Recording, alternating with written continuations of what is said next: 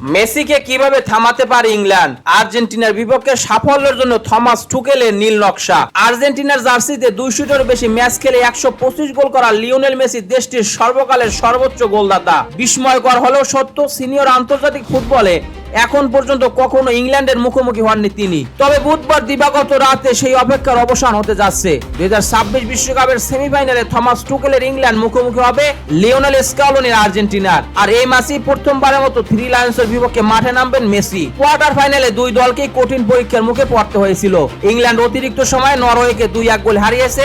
অন্যদিকে 10 জনের সুইজারল্যান্ডকে 3-1 ব্যবধানে পরাজিত করে সেমিফাইনাল উঠেছে আর্জেন্টিনা।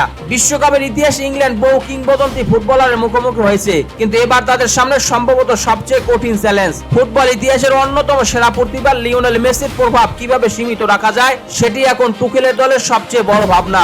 স্পোর্টস মিডিয়া বিশ্লেষণ করেছে ইংল্যান্ড কিভাবে মেসিকে আটকে রাখার চেষ্টা করতে পারে এবং টুকেল বর্তমান দলের কোন খেলোয়াড়দের আগে তার বিপক্ষে খেলার অভিজ্ঞতা রয়েছে, যেসব ইংলিশ খেলোয়াড় আগে মেসির মুখোমুখি হয়েছেন। ইংল্যান্ডের জন্য কিছুটা উদ্বেগের বিষয় হলো টুকেলের স্কোয়াডে খুব অল্প সংখ্যক খেলোয়াড়ই ক্লাব ফুটবলে মেসির বিপক্ষে খেলার অভিজ্ঞতা অর্জন করেছেন। হ্যারি কেইন, ইংল্যান্ড অধিনায়ক হ্যারি কেইন টটেনহাম হটস্পারে খেলার সময় মেসির মুখোমুখি হয়েছিলেন। 2018-19 মৌসুমের উইফা চ্যাম্পিয়ন্স লিগের গ্রুপ পর্বে বার্সেলোনার সঙ্গে একই গ্রুপে পড়েছিল টটেনহাম। ওয়েম্বলিতে প্রথম ম্যাচে কেইন ও মেসি দুজনেই গোল করেছিলেন, তবে ম্যাচের নির্ধারক খেলোয়াড় ছিলেন মেসি। তার জোড়া গোলে বার্সেলোনা 4-2 ব্যবধানে জয় পেয়েছিল।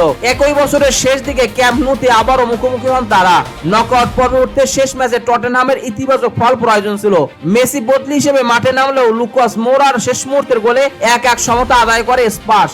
সেই গুরুত্বপূর্ণ পয়েন্টের সুবাদে শেষ 16 নিশ্চিত করে দলটি এবং পরে ফাইনালে পৌঁছায়। ফলে মেসিকে সামলানোর কঠিন অভিজ্ঞতা যেমন কেইনের রয়েছে, তেমনি তার বিপক্ষে ইতিবাচক ফল অর্জনের স্মৃতিও আছে।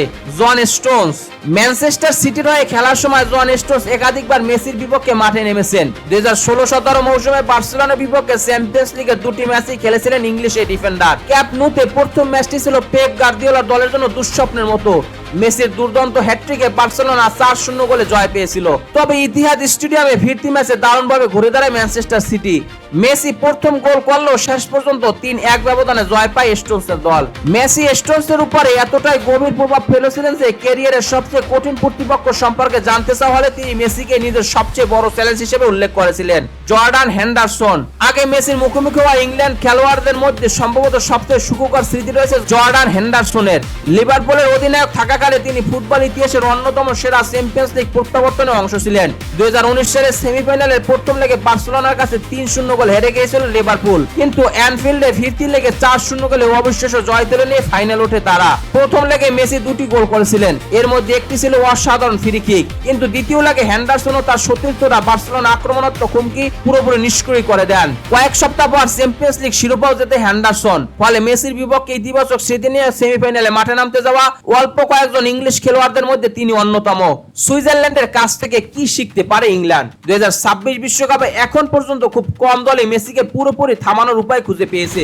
আর্জেন্টিনা অধিনায়ক 6 ম্যাচে 8 গোল করে ফ্রান্সের কিলিয়ান এমবাপ্পের সঙ্গে টুর্নামেন্টের সর্বোচ্চ গোলদাতা তালিকায় শীর্ষে রয়েছেন। এখন পর্যন্ত মেসি গড়ে 66 মিনিটে 1টি করে গোল করেছেন। তবে কোয়ার্টার ফাইনালে সুইজারল্যান্ড মেসিকে গোল করা থেকে বিরত রাখতে সক্ষম হয়। এবারে বিশ্বকাপে তারাই প্রথম দল যারা আর্জেন্টাইন অধিনায়ককে গোল শূন্য রাখতে পেরেছে।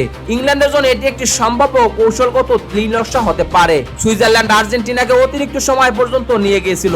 নির্ধারিত 90 মিনিট শেষে ম্যাচটি 1-1 গোলে সমতায় ছিল। তবে অতিরিক্ত সময়ে হুলিয়ান আলভারেজ ও লাউতারো মার্টিনেজের গোলে শেষ পর্যন্ত 3-1 গোলে জয় পায় স্কলনির দল। ম্যাচের শুরুতেই অবশ্য প্রভাব রেখেছিলেন মেসি। 10 মিনিটে তার পাস থেকে আর্জেন্টিনা প্রথম গোলটি আসে। এটি ছিল বিশ্বকাপে তার 10ম অ্যাসিস্ট, কিন্তু ম্যাচের বাকি সময়ে তার প্রভাব দারুণভাবে সীমিত রাখতে সক্ষম হয় সুইজারল্যান্ড। 39 বছর বয়সী মেসি পুরো 120 মিনিট খেললেও লক্ষ্যে মাত্র একটি শট নিতে পেরেছিলেন। সুইস গোলরক্ষক গ্রেগর কোবেল এবারে বিশ্বকাপে প্রথম গোলরক্ষক হিসেবে মেসিকে গোল করা থেকে বিরত রাখেন। মেসিকে খেলা নিয়ন্ত্রণ করার মতো জায়গা না দেওয়াই ছিল সুইজারল্যান্ডের সাফল্যের মূল চাবিকাঠি। মুরাত ইয়াকিনের দল নিজেদের রক্ষণাত্মক কাঠামো ঠিক রেখেছিল এবং বিপজ্জনক জায়গায় মেসির জন্য বল গ্রহণ ও ঘুরে দাঁড়ানো কঠিন করে তুলেছিল। ফলে আর্জেন্টিনা দীর্ঘ সময় নিজেদের স্বাভাবিক ছন্দ খুঁজে পায়নি। সেই সুযোগে ম্যাচে প্রভাব বাড়াতে থাকে সুইজারল্যান্ড এবং নটিংহাম ফরেস্টের উইঙ্গার ভ্যান এন্ডোয়ের গোলে সমতা ফেরায়। সুইস পরিকল্পনা কিভাবে অনুসরণ করতে পারে ইংল্যান্ড? ইংল্যান্ডকে আশাবাদী করতে পারে মেসির সাম্প্রতিক শারীরিক চাপও। নকআউট পর্বে অতিরিক্ত সময় প্রয়োজন পাওয়া 3টি ম্যাচে খেলেছেন তিনি।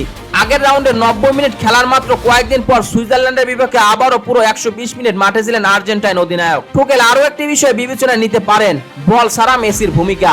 মেসি নিঃসন্দেহে ফুটবল ইতিহাসের অন্যতম সেরা আক্রমণাত্মক খেলোয়াড়, তবে প্রতিপক্ষের আক্রমণের সময় তিনি সব ক্ষেত্রে নিচে নেমে প্রতিপক্ষকে অনুসরণ করেন না।